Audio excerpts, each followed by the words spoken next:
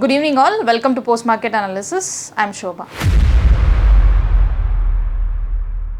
Today Nifty, we can see it has opened flat and taken previous resistance, tested here and took a reversal, and later whole day it was consolidated and we can see a range bound today.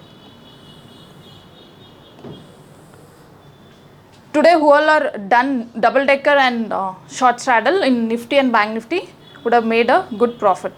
Okay, coming to Bank Nifty you can see a slightly gap up today, open gap up, and it has tested previous resistance and we can see it has taken correction, and here it has taken previous support and whole day it was again consolidated.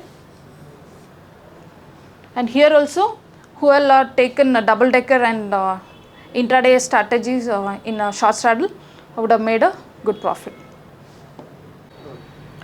Coming to Nifty opened flat today and we can see some correction and it has taken previous support, and in first off you can see Nifty was trading in a range bound.